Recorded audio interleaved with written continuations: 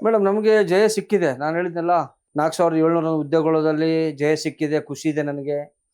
ಮತ್ತೆ ನಮ್ಮ ಕರ್ನಾಟಕ ಸೇನೆಯಿಂದ ಸತತ 3 ವರ್ಷ ಹೋರಾಟ ಮಾಡ್ತಾ ಇದೀವಿ ನಾವು. ಈ ಆನ್‌ಲೈನ್ ಬೆಟ್ಟಿಂಗ್ ಗೇಮ್‌ಗಳು ಆಟದ ಮಕ್ಕಳು ವಿದ್ಯಾರ್ಥಿಗಳು ಸಾಕಷ್ಟು ಜನ ಲಕ್ಷಾಂತರ ವಿದ್ಯಾರ್ಥಿಗಳು ಗೇಮ್ ಆಟ ಆಡಿ ತಂದೆ ತಾಯಿಯನ್ನು ಕಳ್ಕೊಂಡಿದ್ದಾರೆ.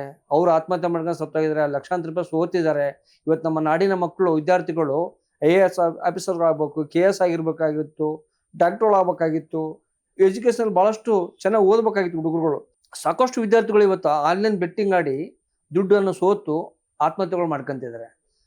ನಮ್ಗೆ ವಿಚಾರ ಗೊತ್ತಾಯ್ತು. ನನ್ನ ಮಗ ರಘು ಪಡ್ಕೋಟಿ 4-5 ವರ್ಷದಿಂದ ಸಂಚು ಮಾಡಿ ಎಲ್ಲ ಅಪ್ಪ ಇದ್ರ ಬಗ್ಗೆ ದನಿ ಎತ್ತಬೇಕಂತೇಳಿ 2002ರಿಂದ ನಾವು ದನಿ ಎತ್ಕೊಂಡ್ ಬಂದಿದ್ದೀವಿ. ಮೊದಲನೇ ಹೋರಾಟ ಫ್ರೀಡಂ ಪಾರ್ಕಲ್ಲಿ ಮಾಡಿದ್ದೀವಿ. ಮತ್ತೆ ನಾಡಿನ ಮುಖ್ಯಮಂತ್ರಿಗೆ, ಹೋಮ್ ಮಿನಿಸ್ಟರ್ಗೆ ಎಲ್ಲರಿಗೂ ಪತ್ರ ಬರ್ದೀವಿ. ಕೇಂದ್ರ ಸರ್ಕಾರಕ್ಕೆ ಮೋದಿ ಅವರಿಗೂ ಲೆಟರ್ ಬರ್ದೀವಿ, ಹೋಮ್ ಮಿನಿಸ್ಟರ್ಗೆ ಲೆಟರ್ ಬರ್ದೀವಿ, ಕಮಿಷನರ್ಗೆ, ಐಜಿಗೆ ಎಲ್ಲರಿಗೂ ಲೆಟರ್ ಕೊಟ್ಟು ದಾಖಲೆಗಳಿದೆ ನನ್ನ ಹತ್ರ.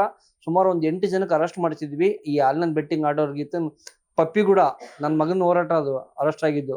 M L A Chitradurga M L A ಮತ್ತೆ ಸಾಕಷ್ಟು ಜನಕ್ಕೆ ಅರೆಸ್ಟ್ ಮಾಡಿಸಿದ್ದೀವಿ.